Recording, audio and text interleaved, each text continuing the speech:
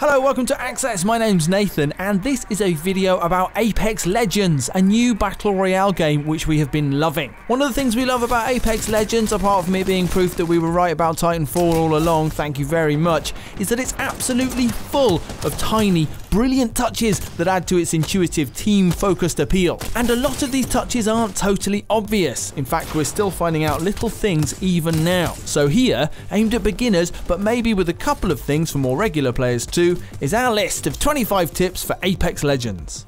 Apex Legends' ping system is great, an intuitive way to communicate with teammates without voice chat and to point things out in the game. Still, there's a couple of things you can do with it that aren't immediately obvious, like our first official tip: shortcut ping an enemy position by double tapping R1. If you're in a hurry, as you often are when you see an enemy, sometimes you can't line up your crosshairs for an auto ping and the ring menu is too much faff. Double tap. They're here, quick, God, oh God! Like that. Hostile. Target spotted. Number 2. You can not only ping places to go or the position of items for your teammates, you can also ping things you need by heading into the inventory system and holding the cursor over the item you're missing and pressing R1. I need a helmet. Number 3. In general, when a teammate suggests something through the medium of ping, you can look at the ping suggestion and, as the prompt suggests, tap R1 for yes, or if you're feeling contrary, bring up this ring menu and select no. Let's go this way. Not a good idea for me. Reviving and respawning people is very important in Apex Legends. It's a game of second chances and it keeps strangers hanging on in death screens for far longer than they might in other games. So our fourth tip is, if you're waiting to have your banner picked up for respawn, you can ping your location, repeatedly and annoyingly if you like, to let your team know you're still there and waiting for them. And if you're the one doing the collecting or reviving, you can ping your down teammate to let them know that you're coming, giving them an incentive not to head back to the lobby to start their next game.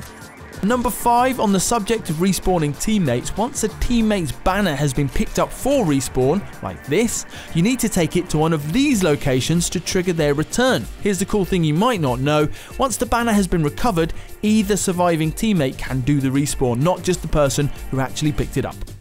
Backing up just a little for number 6, we love how Apex deals with dropping into the map.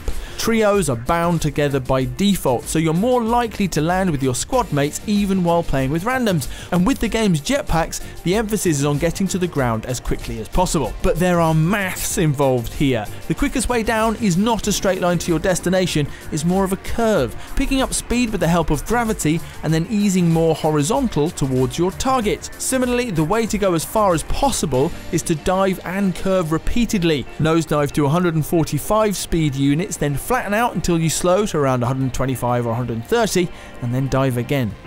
Let's talk about basic looting. First of all, number 7, all guns are created equal, with the exception of gold guns, which we're not worrying about just now. The point is that when you land, any gun is a good gun, and what makes a gun better than others of the same type are the attachments you find. These can be larger magazines, better sights, more stable stock and barrels, and a few others. Basically, your gun will get better depending on which ones you can find, and it's also worth trying as many as you can to find out what really works for you so you can look out for it in future.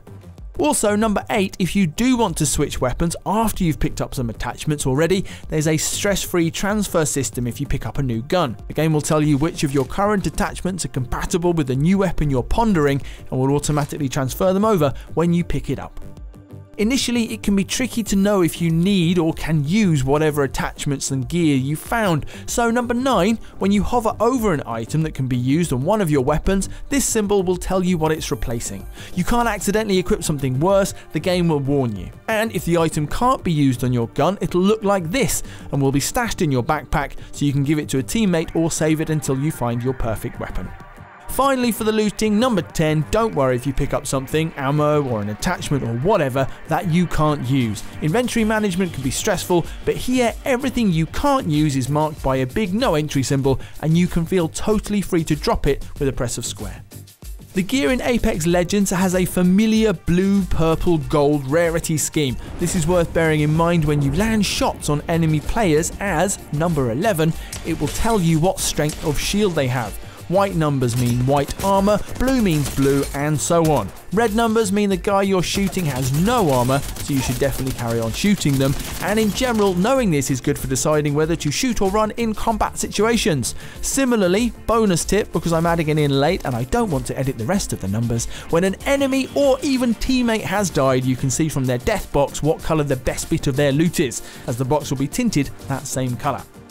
Number 12, helmets. If you're wondering what they do since they don't add to your shield like the different levels of armor do, helmets reduce headshot damage whenever you're wearing them, which is good because otherwise headshots do twice the base damage of the weapon firing them, which is a lot of damage. White helmets reduce this by 30%, blue by 40%, and purple by 50%. Gold, if you're lucky enough to find one, also does 50% and reduces your class ability cooldown times.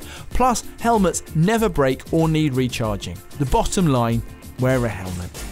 Number 13, as moving quickly can be very important in Apex Legends, if you're heading in a particular direction, when you bring up the map or the menu, you'll keep moving that way automatically until you get back into the game. If you line things up right, it means if you want to be really efficient, you can organise your backpack on the move rather than waste time standing still. And speaking of moving, manoeuvrability is very important to getting around in the game too. If you were paying attention in the tutorial, you'll know that holding triangle to stash all your weapons leaves you able to run faster, which can be crucial for outrunning the shrinking circle, and that crouching as you're running downhill will lead to a slide, which is faster than running and has a really smooth, satisfying sense of motion, especially combined with jumps and getting back into a slide. If you want to stop partway through a slide without jumping into the air, just press the crouch button again. And they weren't even numbered tips because they're in the game. So number 14, on the subject of jumping, and something we discovered ridiculously late, if you're trying to scale a wall, a crate, or the side of a building, don't hit X multiple times. Hit it once and hold your direction forward instead. Not only does this take the stress out of trying to hammer your way up a wall in the middle of a fight, but you can actually climb much higher than you might have thought. Also, number 15, you can hang from the ledge of a wall if you stop pressing forward at just the right time during your climb. You can't move left or right, but it does mean you can peek from cover and decide when best to haul yourself up or to drop back down. Extremely importantly, number 16, you can kick doors open by pressing the melee attack button next to them. If you do this twice, the doors explode. You can also blow doors up. Violence against doors, a victimless crime. This can be handy for remotely removing doors in a house where enemy squads are holed up, so you can chuck in loads of grenades. A quick one for number 17, after firefights you might well need a shield recharge. Normally you wouldn't replace your armor with another of the same level, because why? But if the squad you just killed has one, or if there's one nearby, it'll be full when you pick it up and you can save your batteries for when you really need them. Number 18, every ranged scope has a rangefinder. First of all, this is just cool, but also if you find a favourite weapon, it'll help you to become more accurate, as you'll have a sense of when the rounds fired will begin to arc and dip. Something else to note when you're shooting enemies is that number 19, the damage numbers are cumulative unless you switch that off in the menu. They represent all of the damage you've done in that encounter so far, not what the last shot did. No more adding up. Also, knowing the maximum health is 200, you can work backwards from there. What else? Oh, number 20. There's no full damage, so jump and be free. It does give me vertigo though, and there is also a small stun from very high heights, which you can avoid by kicking the ground as you land. Number 21, you can hold left on the D-pad to look at your gun, which is just nice more than anything. A bit of a general tip for number 22, be aware of your teammates' banners in the bottom left. Here, you can see what kind of armor they have, the status of their shield and health at a glance, and if they're currently firing. It makes summing up any situation really simple. It's also worth listening to the in-game character chat at all times. It's surprisingly useful. I'm firing, I'm under fire, we're far away from the ring. It's been very smartly put together to give you crucial contextual information. God, we love this game. Can we stop this video and just play more of the gameplays? I am taking fire, friends. I have been downed. Making contact with enemy. You are fortunate we are on the same team.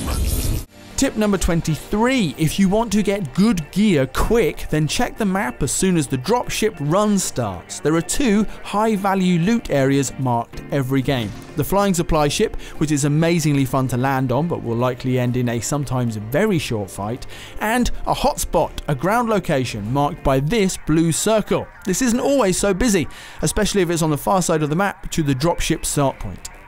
Number 24. Other areas of the map also have loot values. You can see what they are here in the top of the screen when you enter each area. This isn't a guarantee of good loot, just a higher chance of getting it. And finally, number 25. We mentioned golden guns earlier, so it's only fair to follow up. There are two types of these. Firstly, a pair of guns only available from in-game supply pods. These are the Kraber 50 caliber, a bolt-action sniper rifle, and the Mastiff shotgun. These are very powerful and good. And then in the hotspots we mentioned earlier, there's a chance of finding gold versions of regular weapons, which are the same base gun but with all the best attachments already attached, like this very fetching Prowler. And that's it for our list. Do let us know your tips and tricks for Apex Legends. It's the kind of game that thrives on community interaction. There's always so much to learn. Like this video if you enjoyed it, subscribe for more like this, and hit the notification bell so you always know when our videos go live.